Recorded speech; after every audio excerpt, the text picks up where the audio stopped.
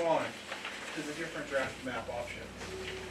What I'll really emphasize today is that we've kind of moved from this first stage of the process, which is hearing about all of our neighborhoods and communities, to really looking at these different draft map options, which we have on the walls here, and which are available on drawsantapaula.org.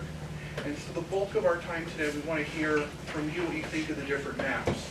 And to get started here, we're going to just first go through a couple of preliminary things before we get into that. Good morning, everyone. My name is Miguel Perez. I'm the management intern here at the city, as well as Lizette Cornejo, who's in the back. She's also our other management intern. Just thank you guys for joining us here at the Santa Paula Youth Center. Gabby Ornelas, thank you so much for allowing us to use this space for our districting. We all know the importance of this process, and it's nice to see our residents come together for this. And this is actually our 4th districting workshop. One of them was online.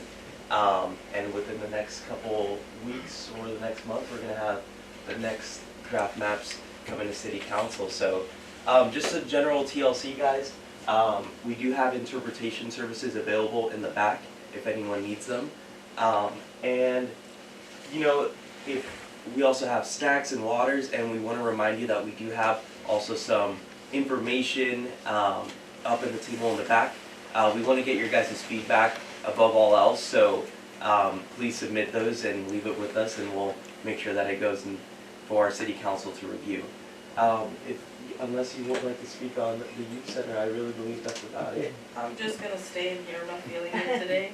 But welcome to the Youth Center. This is a space where we have kids in Monday through Friday, 6th through 12th grade. It's a great space. We've got video games and a homework room and a library and a bunch of cool stuff. So if you all have any grandkids or neighbors or anybody you'd like to invite, or parents to come and check out our space, you're welcome anytime. Since I'm on the Boys and Girls Club board, do you work together?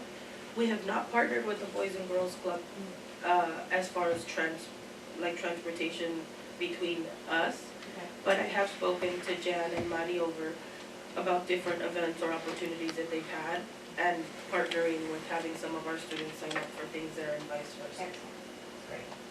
If you really want to hear about some inspirational young youth in the community, watch the last City Council meeting. Yeah. This is amazing work that you've been doing. Thank you. Thank you for letting us use your space. Of course. Well, Dr. Justin Levitt, I'll leave it to you. Okay. Is that okay? Let's go ahead and talk a little bit about where we are, what the timeline looks like, and the process that we're going through. Now, has anybody here not been to any of our redistricting workshops or seminars or anything before? Okay. Now, the first thing I'm just going to set some ground rules. I know we have a small crowd today, and our focus is going to turn later on in the meeting toward more written feedback to make sure that council has the opportunity to see and hear from you directly. But if there are questions or comments, we do ask you to keep them respectful. Make sure to please, respect not only your fellow community members, but also the space that we're in, the people who are working here today.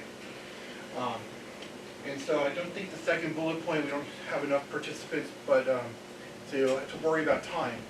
But if we do get a lot of long questions, we may just say, that's a great question, let's put it in writing, let's make sure we give you a good answer to it. So let's go ahead and talk a little bit about the process. Essentially what we're doing here today is our 4th workshop or 7th meeting as a group to talk about a transition from at-large to by-district elections. What that means is that instead of having 5 council members that are elected citywide by all voters in the city will be divided into 5 districts. Each district will have a representative that must reside within the district and is elected by members of that district. Now, it doesn't change their responsibility to the city as a whole. And in fact, the current board members, the current council members that were elected at large continue to serve at large until the end of their terms. But going forward, it does mean that you will have a representative that lives in your neighborhood or your community that is voted on by the members of that community. Now, why is the city doing this? Well, this really comes down to state law. California has a Voting Rights Act, a special state Voting Rights Act, that makes it easier for a plaintiff or someone from the community or outside the community to challenge this system of elections. And basically the remedy for these problems under the California Voting Rights Act is to have district elections, to bring that representation closer to the community. Now, while it's not clear, we haven't done any kind of legal analysis or whether the city would be at risk or not, but certainly we have seen that no city has successfully challenged the California Voting Rights Act. The one exception potentially is the city of Santa Monica, and even that is right now up in front of California Supreme Court. So rather than risk these legal liabilities, often which involve 6 or 7 figure settlements, the city has decided to make this transition voluntarily through this process. Go to the next slide. That process comes with a proposed timeline, a framework for making the transition. Basically, it involves 2 stages. In the first stage, which we started all the way back last August, was looking at communities of interest and holding workshops in the community to hear about the different neighborhoods and communities within the city. We had very good attendance at our 2 in-person meetings. We also had a virtual meeting that we know got watched by people as well over Zoom. All of these hearings, all of these forums allow for people to provide feedback. We also created a series of mapping tools where people could draw their own maps and submit their own ideas. I know we have at least one person who did that here in our audience today. All of these draft maps were posted at the beginning of the year. Beginning of this new year, we thought we would come back with the fresh eyes on the project, and really in going to our second stage. In the second stage, we have our draft map options, and what we're doing is we're refining, revising, we're looking at what works, what doesn't work, as we actually look at draft maps. Now, we're required here to have a minimum of 2 public hearings on these draft maps, and in addition, we have this workshop here today. The idea is that at this 3rd public hearing, which we held last Wednesday, we looked at some map options. The council narrowed them down. I'll talk more about this on the next couple slides. And now we're giving the community another chance by February 1st to revise, resubmit new maps, so that at our next public hearing, February 15th, we'll have not only the 6 focus maps that we started with, but also an additional set of maps that incorporate that feedback that council gave at the last hearing as to what they liked and didn't like. Ultimately, our goal is for the council to make that final selection at the February 15th hearing, and we'll narrow it down again at that hearing, making that final selection on March 1st. This is really required by the California Voting Rights Act, but also gives us the chance to really have this conversation at least twice about what works and what doesn't work before the council makes their final selection. These district boundaries that are chosen will first be used in the 2024 election. It would be used through the 2030 election. In 2030, we're going to take the new census, and using that new population information from the 2030 census, the city will have to redistrict in 2031. That may be a small redistricting, it may be a large redistricting. It really depends on what the numbers show. So that's going to be something that, these lines are not permanent. They will change every 10 years following the census reviews. Go to the next slide. When we're looking at these maps and trying to evaluate them, we have a set of criteria that we use to kind of guide our thinking on the maps. Some of these are a little bit more clear.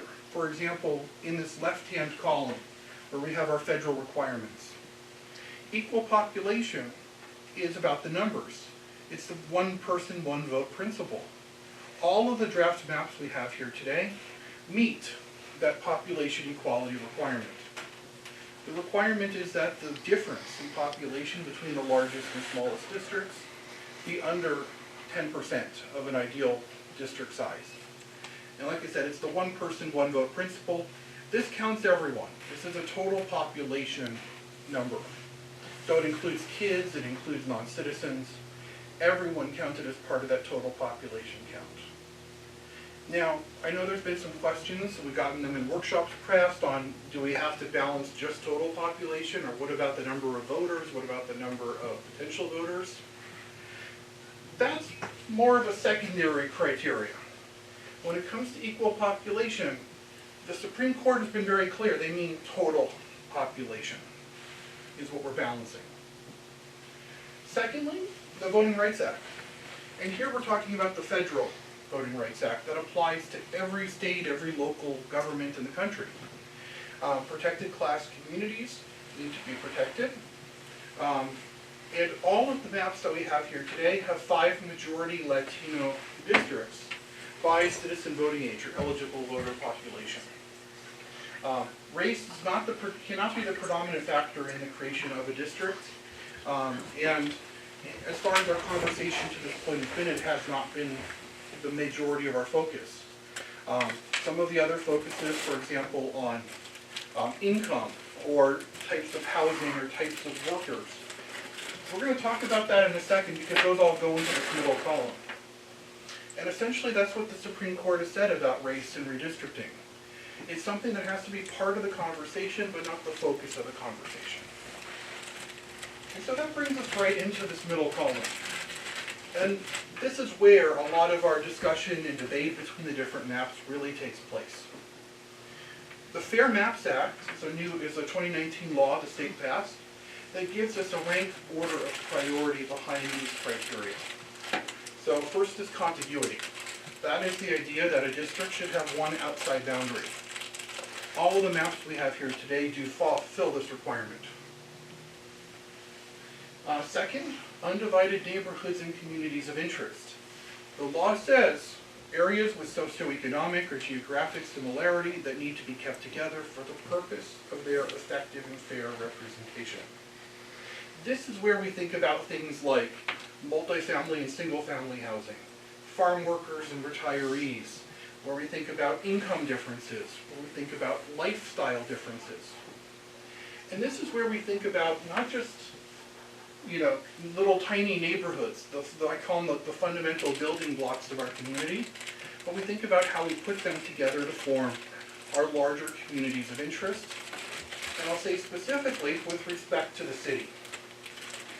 And I emphasize that because, the local school district has trustee areas as well. That's kind of like by-districts for school districts. They call them trustee areas. The county has districts. The state has districts. And all of these boundaries are going to look kind of different because they're all taking into account different communities of interest. Yeah, those differences in income are always going to be there. The differences between renters and owners within the city are always going to be there. But we're thinking about how these relate to the kinds of policies, the kinds of services provided by this level of government. And for example, in the state legislature, it's way more important that Santa Paula be kept together as a whole than getting into the small differences between different neighborhoods. But when it comes to the school districts, they really very much cared about the attendance areas and about the different needs of different school populations. And so here in the city, we might think about these kinds of issues, like income, like residents, like street paving, I know is something we heard a lot about in our last council meeting, with respect to different neighborhoods and communities within the city.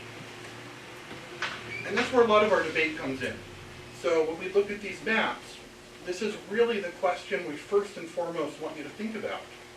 Which of these maps does the best job of keeping together communities that make sense for the city? Third, easily identifiable boundaries. Once we're thinking about where those community boundaries are, if possible, we want to use major roads or natural or other geographic features. Or maybe it's those invisible lines that separate the backside of one community from another as our kind of boundaries for the districts. Think about how much easier it is to say that people who live north of Main Street, vote in one district and south of Main Street in another district than it is to say, well, you take Main to Apple Street, and then you go up a block to Oak Street, and then you go down 2 blocks, and we don't want to get into that. So to the extent possible, which ones do a good job of following major boundaries? And then fourth is compactness. The law defines compactness as not bypassing one group of population to get to a more distant group of population. This is really aimed at hooks and fingers. Sometimes we're going to get those kinds of fingers because the block geography looks that way. We've gotten a lot of questions about one of the maps, 102, and I'll talk about that one in a second. And we'll talk about that. That's a census block issue.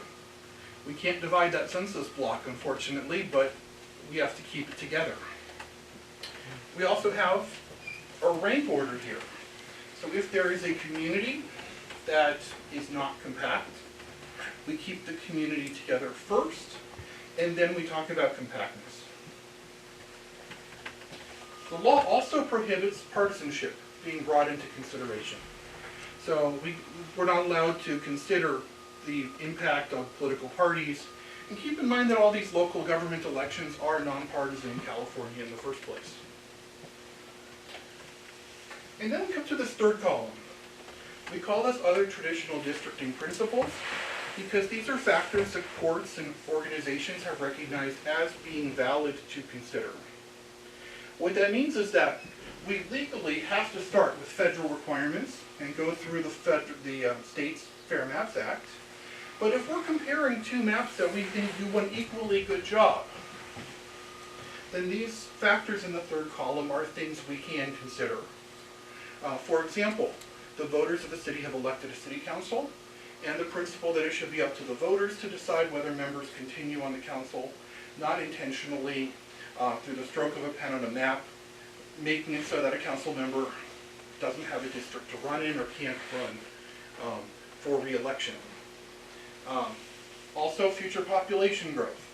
To the extent that we know or we believe that there may be population growth that affects one part of the city more, we can't underpopulate that area within the 10% equal population requirement. And we'll talk more about that future population growth with respect to our new map. So, I know I've spent a lot of time on the criteria, but especially for those of you who are watching this on video, I want to make sure you think about this again as we review, as we go through the features of the draft maps. And in addition to the draft maps we have here today, please remember that you can always go online to drawsantapaula.org to view PDFs of all the draft maps, including all of their demographics, as well as an interactive web viewer that allows you to search for addresses, to zoom in and out, to put 2 maps overlaid on each other, to really dive into the block-by-block differences between the different options. We were hoping to go there, but the internet's not cooperating this morning, so unfortunately we're not going to be able to pull that up at this moment, but maybe during our conversation afterwards. Now to recap. On Wednesday, the council had their 3rd public hearing where we presented the first 14 draft maps. Of those 14, 12 were submitted by members of the community, 10. 10 were submitted by members of the community, and 4 were drawn by National Demographics, the demographic consulting firm that I work for. The council, out of these 14 maps, selected 6 focus maps. These maps, which we have online, we've highlighted them as focus maps on the website. Maps 101, 102, 104, 105, 108, and 113. In addition, council directed staff to prepare a new map, a modified version of 113, which we have today presenting as 115. So we think about focus maps as trying to, especially when we had similar maps or maps with similar ideas, narrow it down to one of those options. And in some cases it was simply to eliminate a whole set of maps that had a feature that the council didn't believe served the city best. So if we go to the next slide, I'm just going to walk you through the maps briefly. And as a demographer, I'm going to be trying to just give you the general concepts of the maps without any sort of personal take on them. Now, because ultimately it is up to the council to make a decision about them, and it is up to the council and the community working together to judge whether the map serves the community well. So map 101 was a community suggestion. As you'll note here, it has a suggested sequence of elections. A sequence of elections simply means that the council has to make a decision on which election year to put each district up on. Which districts will elect in 2024, which in 2026. Now we have to keep the same number of districts we currently have up for election in that year. So the council will have to make a decision on 2 districts up for election in 2024 and 3 districts up for election in 2026. Now, we've given council the options here, and so when we have more than one council member who's on a different election year within a single district, we've given the options for council to choose from. That could be part of our conversation here today and through the process as well, the question of which 2 districts should be up in 2024. Map 101, again, like I said, was one of our community maps. One of the really unique things about map 101 is that it kind of uses the canal or creek here to divide the northern part of the city. It creates 2 southern districts and kind of a central district through the central and western portions of the city, and creates a very solidly western area in green. You'll notice that some of the numbers, some of the coloring will be a little different from the different maps. We simply took whatever numbering system the submitter used and drew that into the maps as they did. So this is how the submitter numbered their maps. There's nothing behind any of the numbers. It's kind of an arbitrary numbering. If we go to the next map, you can really kind of see some of the differences between the different draft options. So, unlike 101, map 102 links the area of Las Piedras or Piedras Park with the newer developments in Harbor, creating more of a central downtown focused District 4, and really much more of kind of like a vertical separation between the different districts. Now, I mentioned census geography. A question that I've already gotten 3 times today, this morning, is this little piece here in green. Well, unfortunately, this is one census block that runs for nearly a mile. From here all the way up north of the trailer park here, mobile home community here. So, we can't divide census blocks.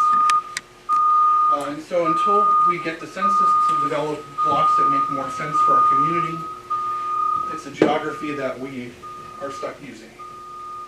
A real quick question, is the downtown district in all of these maps together, or is the downtown district spread out into, as you go on? So the downtown area is divided differently in different maps, absolutely. Okay.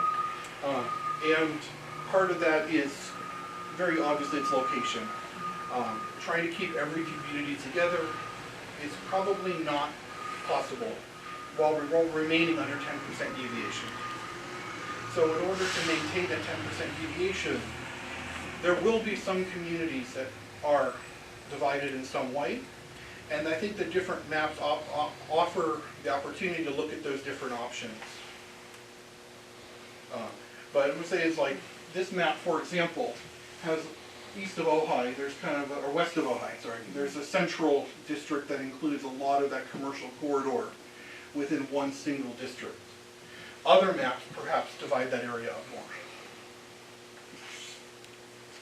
And maybe you can point that out as you go on. Sure. Where is it here? If we go to the next map. Well, unfortunately, the next 2 maps also create more District 3 that is kind of more focused on the downtown area, but I promise you I'll point it out when we see a map that does. Maps 104 and 105 which I'll group together because they're very similar. They differ only by a small number of population and area. If we go to the next slide, you can kind of see that similarity. They both create identical districts 3, 4, and 5. They only differ between districts 1 and 2. In all these cases, they have sort of a more central downtown area-focused District 3, a kind of central western District 4, which looks with high-density apartments, and an Area 5 that's out in the west end of the city. One of the big features that these maps have is a northern district that crosses across the city from the new Harvest development all the way to the western end of the city. If we go back to the previous slide, the only real difference is right here where we are in Piedras Park. Does it cross a little bit farther north, or do we take the Piedras Park focus District 1 out to the eastern end of the city? Justin, I might point out that Wednesday the council had consensus that they thought it best to eliminate maps that had a whole east to west reach. And they did that with just about all the maps except for 104 and 105. Yes, and particularly there were 4 maps that crossed along the south from Harvest all the way through the airport to the western end. And those 4 maps were all eliminated because of concerns about compactness. And keeping communities together is just, was there enough of a connection between the different communities to really think of it as one area for this purpose? And that same criteria might be used by the council in the next stage.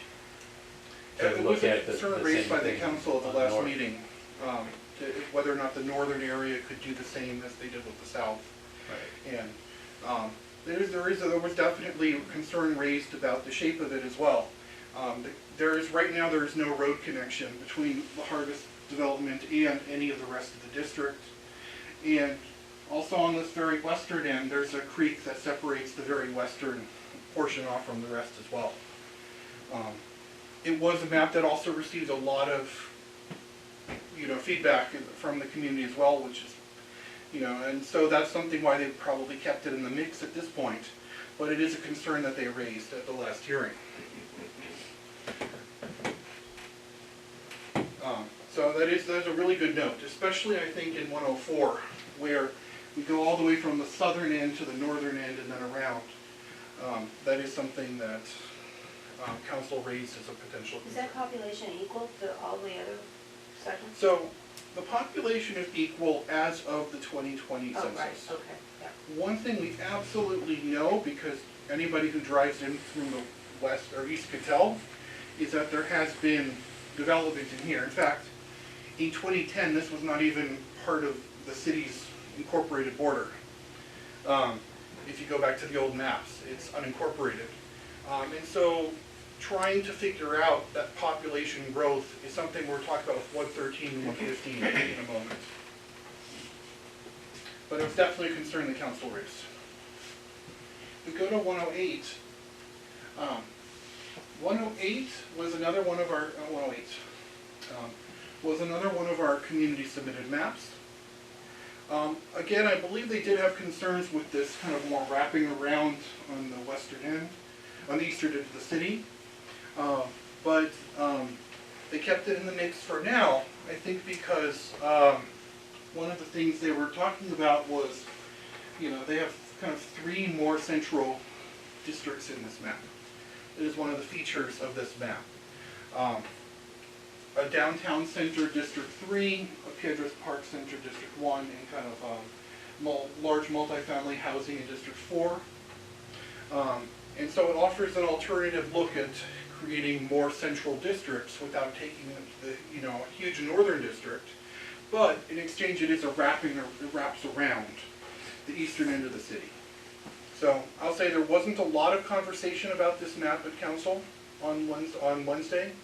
So I don't know whether or not is something that council really approves of or not, but it's something that we definitely wanted to show as an option today because the council kept it in. And then we come to 113. This was the last of our 6 focus maps that the council looked at.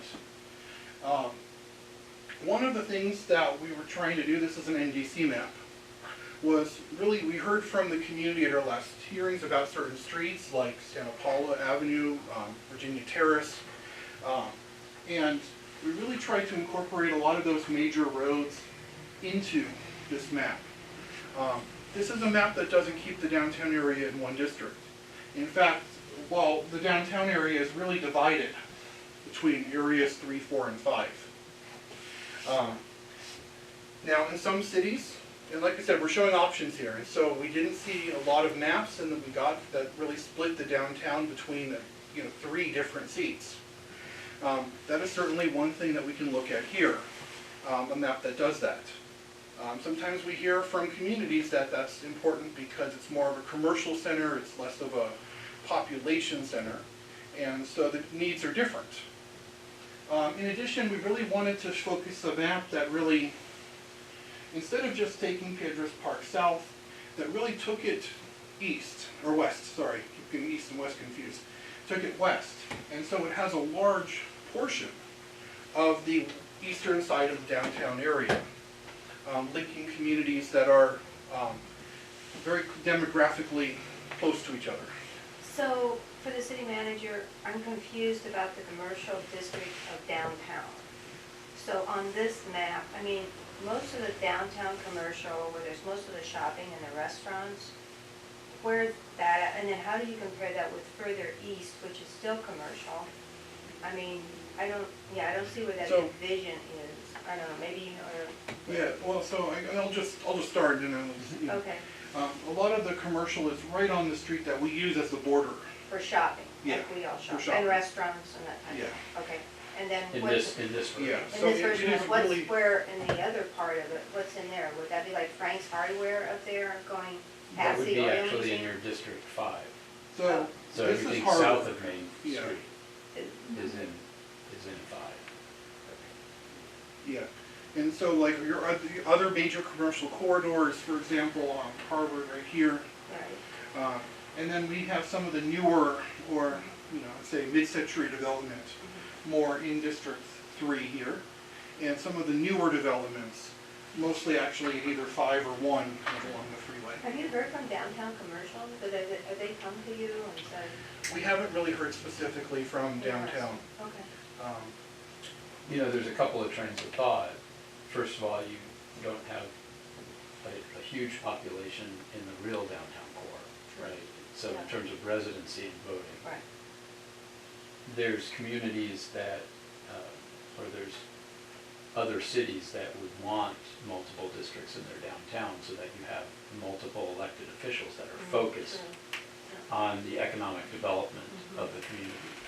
I don't know that that's that important for Santa Paula. I mean, Yeah. we all love and value the downtown. It's not like the rest of the council is yeah. going to abandon it. No, of course not, but it is a major economic component for the whole Brandon Yeah. of the city. And so in that Right. respect, it might be advantageous Yeah, to have it split into so that you always have multiple oh, that's a thought. members that are elected that Yeah. have it as part of their Yeah, that's a district, thought, that's a good thought. right? Yeah, And especially when we think of communities of interest as primarily residential neighborhoods that have a shared need to be in the same district because they have those Similar concerns, yeah, then sometimes the commercial districts are much easier to say, well, this is mostly commercial and it makes sense that there are more than one member on the council that focuses on it. right, good point. Okay. And I'll say that from our perspective, we didn't see this as an option in a lot of the maps, and we wanted to show at least the one map where this That was an option. Okay. And basically, as a result of 113, the council actually requested us to make some modifications to address this concern about growth, both current and potential growth on the eastern end of the city. And so what we did in map 115 was essentially take the deviation, the 10% deviation, and get as close to it as we could by underpopulating District 5. Now, actually, this map ends up putting more of that commercial core of downtown into Area 5. So this street right here is where a lot of the commercial businesses are. Now in this map, both sides are in District 5. And part of the rationale, part of the reason for that is because it made more sense to the council, and they asked us to do this as part of making this revision, to keep the corridor around Palm Avenue together. And so this section right here, I know there's very high density. It's actually, this one little neighborhood is about a quarter of a district, just in that one census block alone. And so they asked us to move that into Area 3 if possible, and kind of keep that corridor together. And so in doing that, we put more of the downtown into Area 5. Area 5 is underpopulated, about 6% underpopulated, and all 4 other districts are about 1 or 2% over their ideal population. That makes sense. And that's one of the things we were asked to look at doing in this map. Like 113, we retain a lot of the similar features.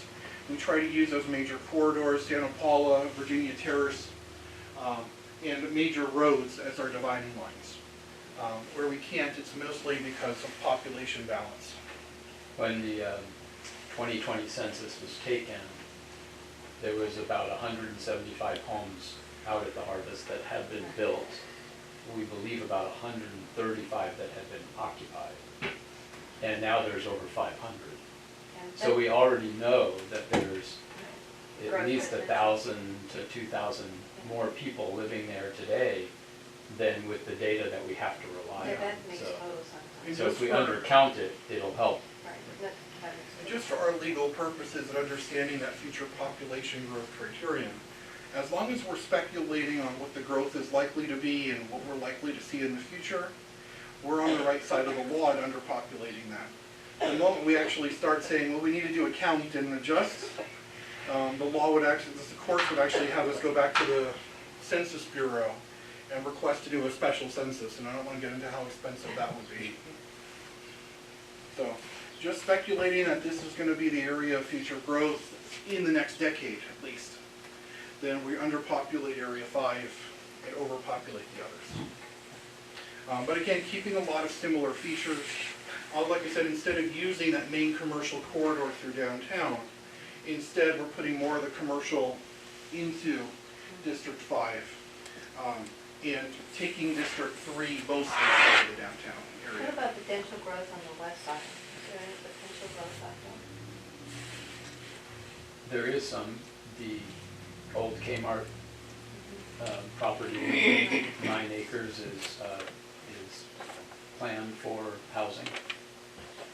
And that would be in there's that an peak area, affordable right? housing project being built right now off of Harvard Boulevard. Is that in that peak area? Uh-huh. And what I would say on future growth is it's not, unless we know that there's development like Harvest, that's just greenfield right now that's going to make a massive new amount of homes, it's not a criteria we want to overemphasize. I've worked with a lot of cities going into the 2020 census that thought that because they spent all of their council energy on one project, that was going to be the site of where all the growth was. And it wasn't, because infill development or small development projects, and I'll just, Or a recession that Or delays recession. any development, you know. I mean, I remember I want to give you a real story. In 2015, working with the city of Anaheim.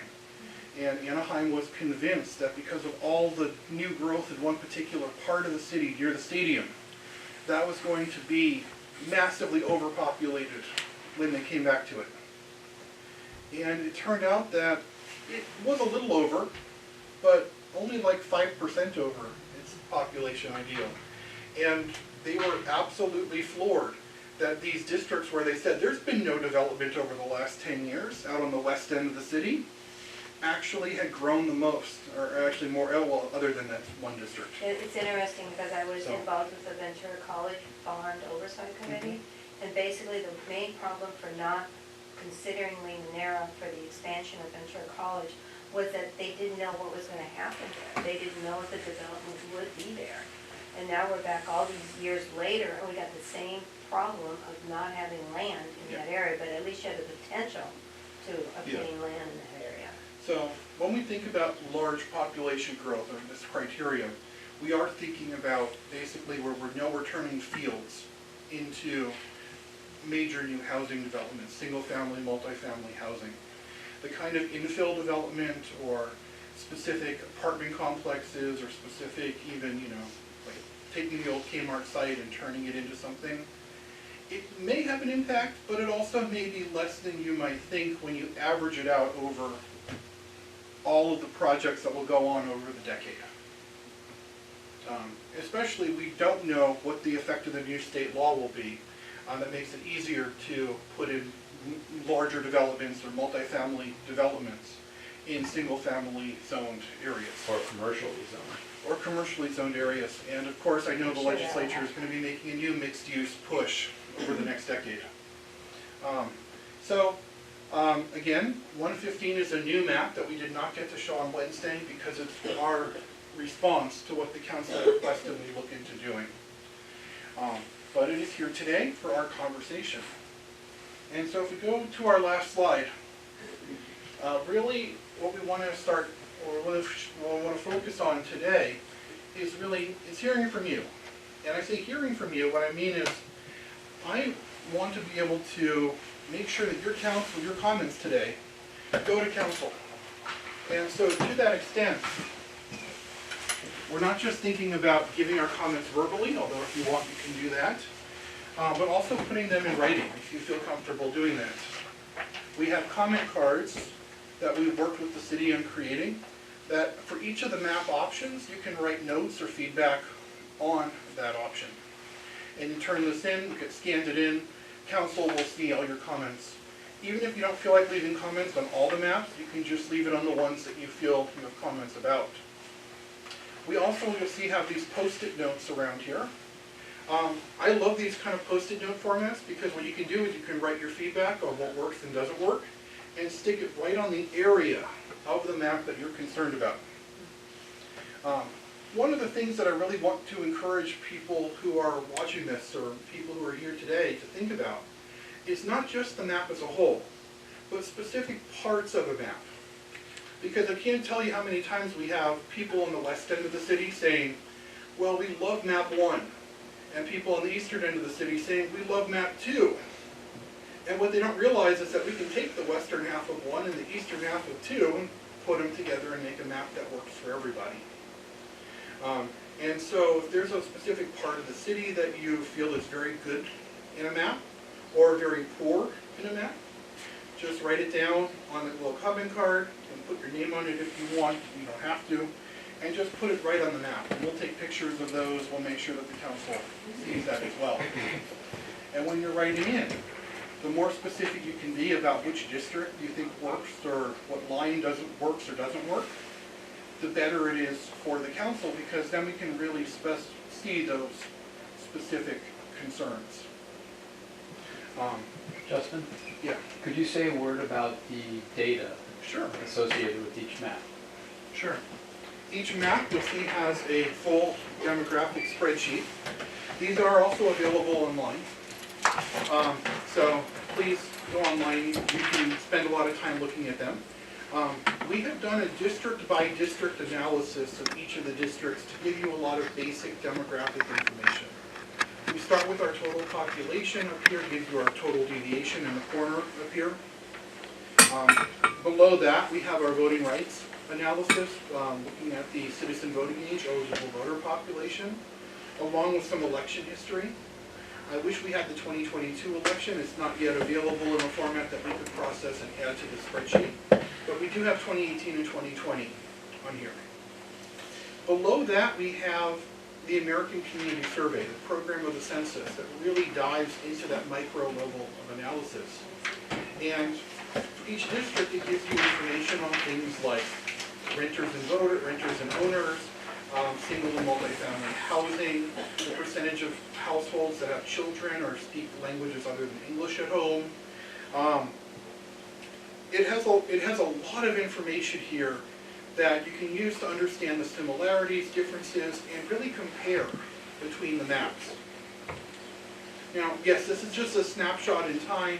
It may not incorporate the full population growth out in the Harvest community, but it does give you a snapshot, at least in 2020, of what those numbers look like citywide and divided up between the different districts.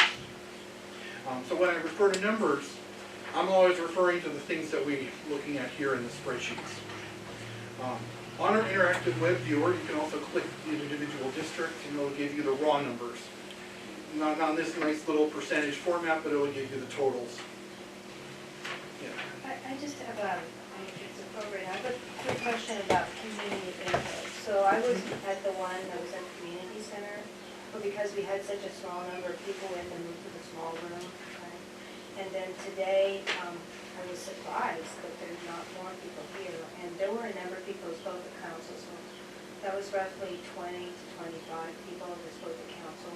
So if you add together all of the people who have given input in person, or I guess maybe you could even consider on the website, how many people is that? My concern is that the vast majority of people in Santa Paula have not had any input through their own fault. They haven't done it. That they have not had input. So basically, is there any other possible way to make one other final outreach, like at Vons? I mean, Vons or Superior Supermarket or one of those places, or school board meetings or something, where there's more population that you can talk to about it. And this timeline is pretty tight right now. So do you have any thoughts on that? Because I see that as a real concern going forward when this is enacted by the council, if it's March 1st or whatever, with people saying, well, I don't know about that. I don't know about that. When they tried, you tried, you know. So I mean, like to hear your thoughts it's a on good that. question, it's Yeah. a good question. And I'll say that we also have received written comments by email, in addition to people. How many, do you have a number though, that you, like all these great statistics here you got? You know, I could, you know, I'd have to reach out to our outreach team, because we do have an outreach team working with the city, to help provide that sort of, engagement and outreach. So we're 30,000 people, right? Sorry, so 5% would be 1,500 people. Yeah, I would say in a city of 30,000, I've never seen 1,500 people get involved in redistricting. I don't think we've had more than 100 people involved. Yeah, that, it's frightening. I think that's- It's that would be a frightening fair to me as a, when you make, and this is a major decision. When most people don't see it, I don't know what they're thinking. I know they're busy, they're working a lot of jobs and they're busy. And I've got to hand it to the people that come to council on Monday night, and they're well organized and they know where they're going, and that's just such a small portion of Santa Paula with reference to everybody else that just isn't involved. Maybe it's a nationwide thing. I mean, I think the best approach to expressing that is to reach out to the council members. Okay.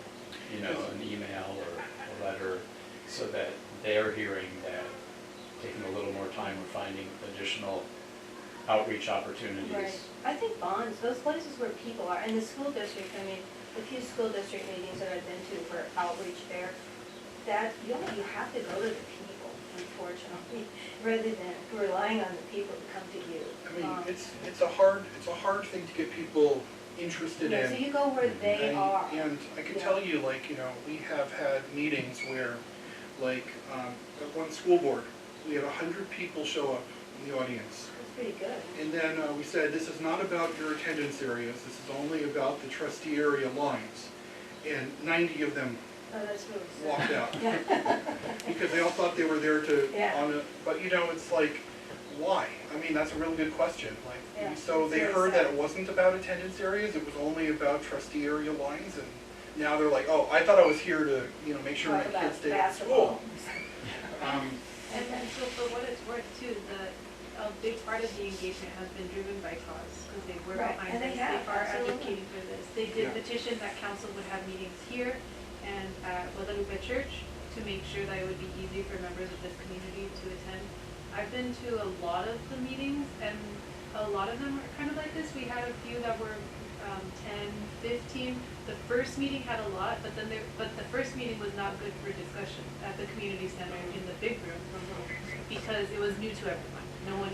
Everyone was just kind of seeing what it was, and we spent the whole time just doing the presentation, right? Right. So Ginger brought up at the city council meeting that council didn't reach out to like Rotary, Lions, all of those, so maybe that's one thing that, I'm sure if you send an email to council, they would be happy to comply.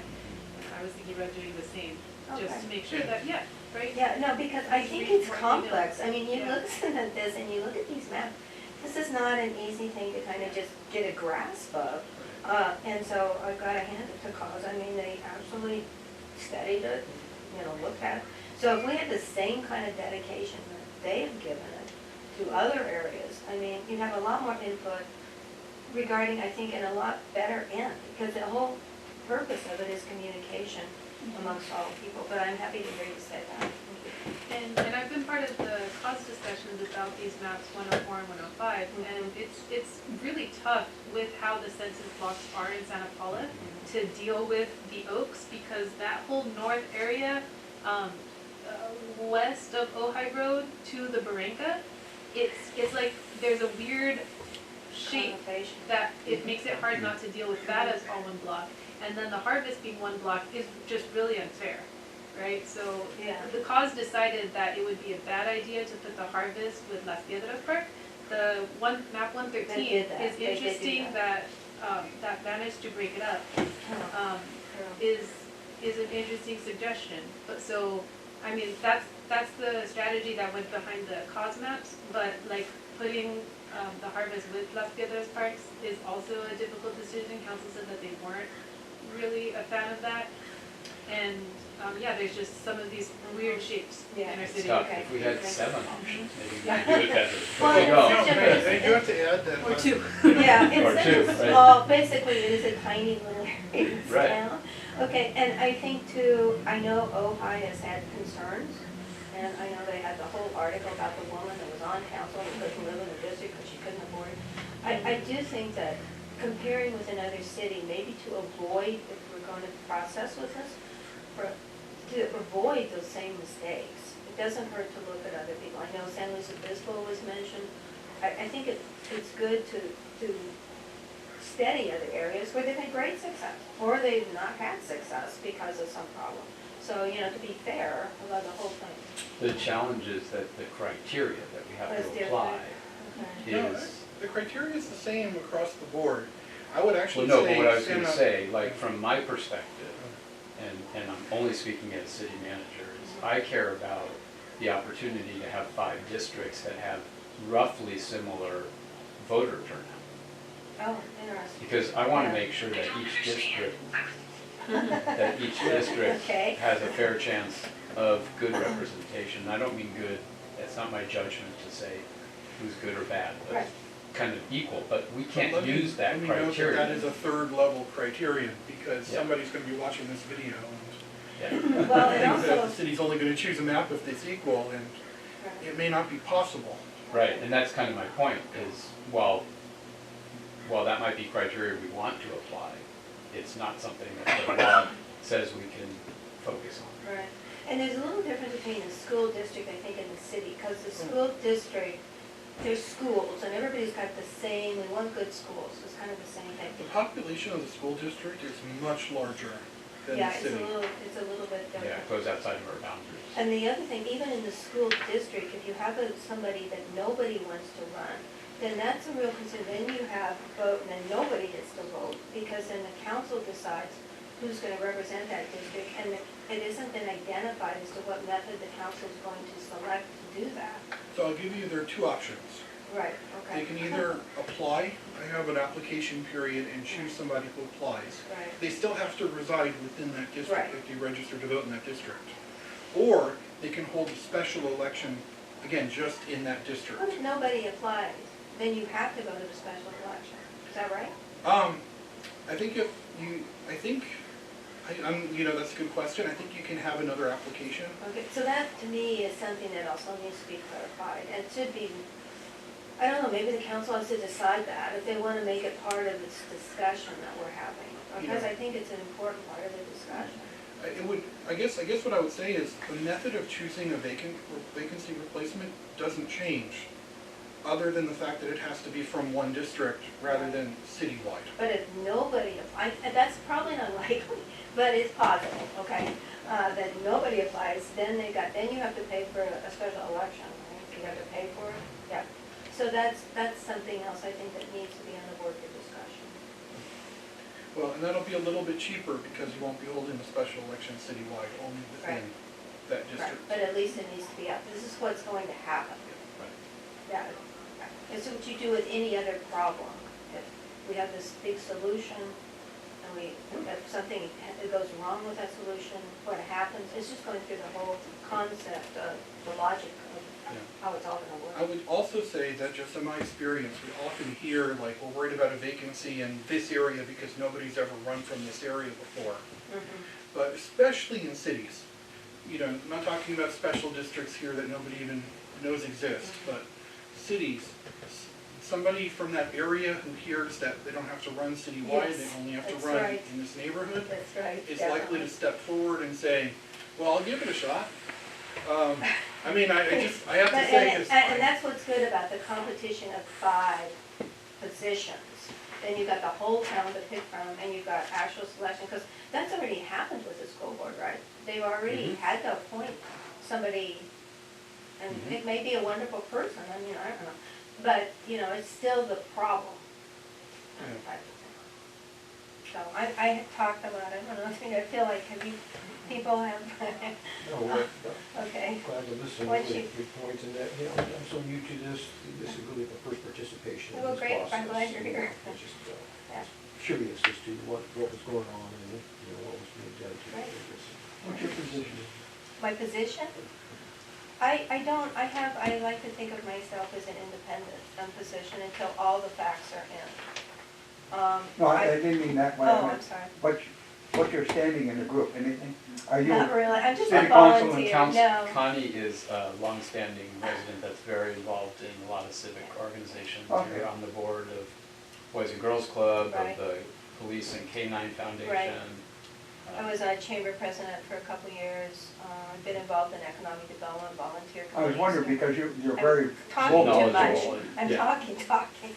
Yeah, no, so, I've been here, and I think, one of the things that all the speakers came up with was causes a lot of concern about crime and neatness. I mean, that came up besides the roads. And so I'm interested, since I am on the police foundation too, I'm interested to know how dividing into districts would improve those crime situations. I mean, I think that, I'm not quite sure that would, I don't know. I mean, I hope it would, but, yeah, What I I don't would know, say, do you have a thought? and I'll just say my thoughts on this, because we have had this come up a lot. And the idea is that sometimes, especially if an area doesn't have council members coming from that area regularly, Oh, yeah, then yeah. Well, basically there isn't a voice on the council right now that lives in that apartment complex, in that area that has the issue. And yes, I mean, I would say, I used to teach urban politics, and I would make my students go to a council meeting. And I remember one girl went to this one council meeting in a suburb of LA that was still at large at the time. Now they're by district, but they were still at large. And she was like, my neighborhood has trash all over it, like, why aren't you guys doing anything about it? There was one bus stop where the people would just throw out their trash before getting on the bus. And she actually heard from one of the council members after the meeting, was like, I've never been to that particular bus stop, Right. so I didn't know. Of course, that's it was a much bigger city, you know, it's not 30,000, that's a city of 100 and Oh, yeah. plus. So it's much more likely that a council member would never have visited that particular bus stop. But one of the issues is if maybe there's a council person who lives in that community and knows either what the source of the problem is, or, you know, knows how to fix it with respect to the people who live there, then that offers a different perspective perhaps. Yeah, no, I think that's a good point. I think basically that is responsibility of the 5 council members right now to walk everywhere and to go downtown, talk to everybody, and, you know, it's more one-on-one. You know, you need to really, and it takes time, and it's, you know, they spend a lot of time reading stuff and looking at paperwork, but that's absolutely, I think, responsible for the council to get out there and talk and walk everywhere. Absolutely, and one of the biggest fears of district elections is how do you avoid that territorialism. Yes, hear this all the time, totally. like, will so-and-so only care about their fifth of the budget, or Yes. whatever the fifth, and then it can't be that way. You can't, but you could. You know, I mean, if we live in a perfect world, yeah, that would, yeah, so that's really important. And then even more so important then is that how many people are running and who's representing your district. Just putting out, that nobody applies and we get somebody, I mean, well, wait a minute, you know, what does that somebody really believe in? So, yeah, that's why I do like the competition for the full, I was gonna say, for the full 5 from the town, from the number of people that run a town. They're great people that take time to run. I mean, it's a full-time job, just running and getting money for run, type of thing. So, anyway. But that's also part of the argument for districts, is that if it takes less money, then it's more accessible. And that person who walks on the board, well, that will be a new voice. That will be someone who may have actually walked around in that area. Because I like our council members, and I do think that they get out there. And I know that I've helped some of them canvass and walk Santa Paula. But you can't talk to everybody all the time in a city of 30,000 people. So But on areas of If- crime, it's even pretty if you're important. well-intentioned, Sure. you can think that you're getting out there a lot, and you still will not know who you're not seeing. Yeah, no, I think that's true. That's why I like Bonds or Yeah. Superior. You're right. Sit out there. Big, talk big to traffic people. areas. You don't even have to move around, just sit Yeah. in front of the grocery store. I mean, I can imagine you trying to explain this at Bonds, you know, or Superior or supermarket, you know, with all these maps. And people are like, I just want to get my milk now, you know, that type of thing. And I'll tell you, So, let's wrap up with this. okay. In Pasadena, the city of Pasadena, when they were just redrawing their lines, they already have districts in place. But they had an initiative to create a commission, create a new, map from scratch. They had, I believe it was 39 community workshops and forums. And the only comment they got at the last workshop was, we need more workshops. So at some point, we have Which is a to point, yeah, there is come to that decision. And remember that in 2030, we're going to have another opportunity to revisit the That's lines. a long time. And I know it's a long time, but It you'll is have and at it least a isn't. few elections to see whether or not the lines work before you get to that point. And so I want to thank everybody for coming today. Thank you. I want to reiterate that if you are here in person, we do have our comment cards, our post-it notes, everything, and we do want to get that from you. If you're watching this, please feel free to email us. Go to drawsantapaula.org to view all the maps, to keep track of what's going on, and to get on our mailing list. And we'll provide you information as we get closer to our next hearing on how you can participate in that.